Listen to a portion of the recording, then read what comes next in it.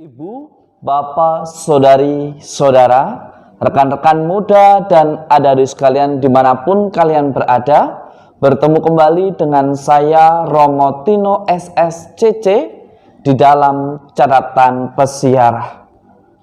Siapapun yang mencari kebenaran, sadar atau tidak disadari, ia juga mencari Tuhan.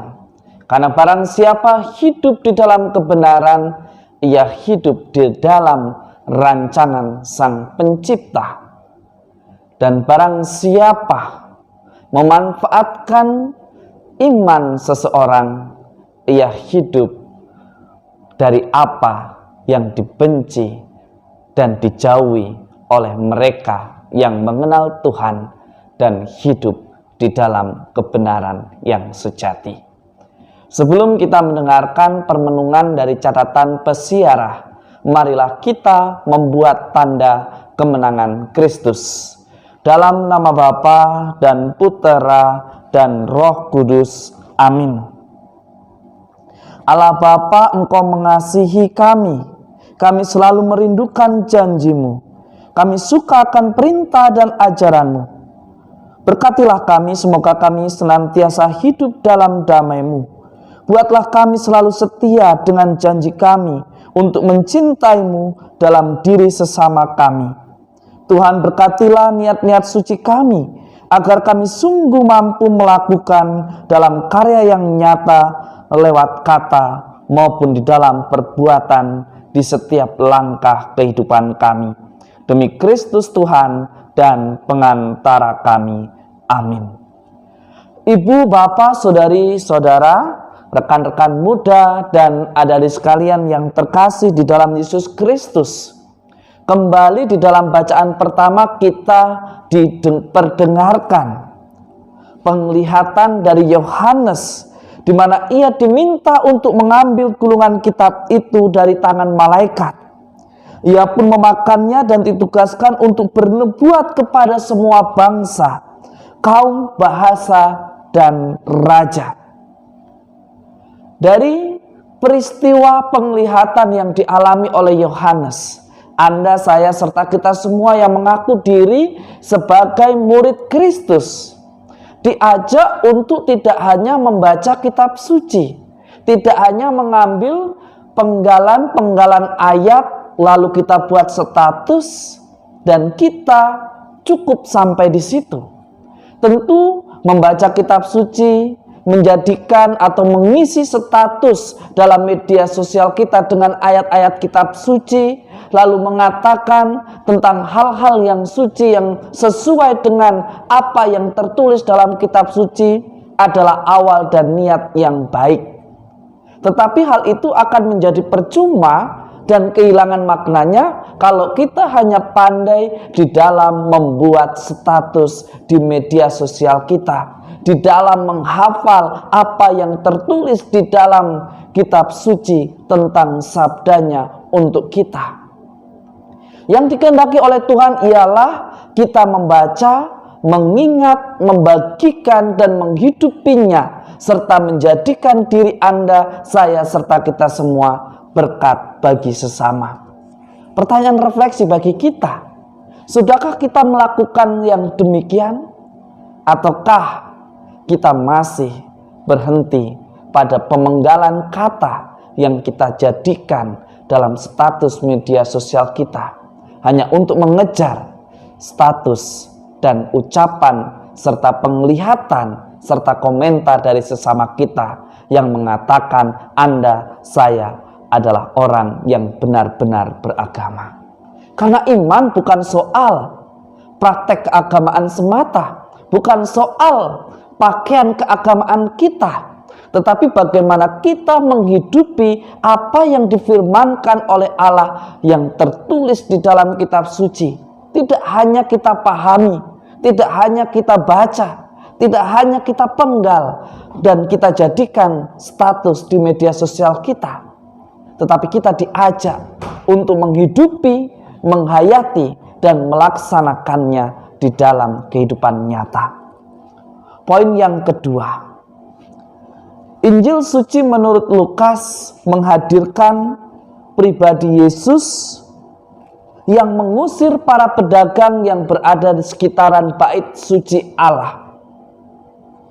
Apakah betul bahwa Yesus tidak mengizinkan mereka untuk menyambung kehidupannya dengan mencari rezeki di seputar atau di sekitar kerajaan atau bait Allah itu? Yesus mau mengangkat sesuatu yang lain. Jika kita melihat masyarakat pada saat itu yang dihadapi oleh Yesus adalah orang yang betul-betul beriman. Ia datang kepada Allah dengan datang di bait Allah. Dan ketika di bait Allah ia harus memberikan persembahan. Dan para pedagang-pedagang ini memanfaatkan keimanan seseorang untuk memuaskan dan mencapai keinginan mereka. Yaitu dengan menjual daging hewan ataupun apapun yang dijual untuk dikurbankan dengan harga yang sangat tinggi. Padahal harganya sebetulnya tidak sampai sedemikian mahalnya. Tetapi karena untuk persembahan, tidak mungkin bangsa yang mengenal Tuhan ini menawar apa yang dijual oleh orang-orang atau pedagang di sekitar bait Allah. Hal yang serupa pun masih kita alami hingga saat ini.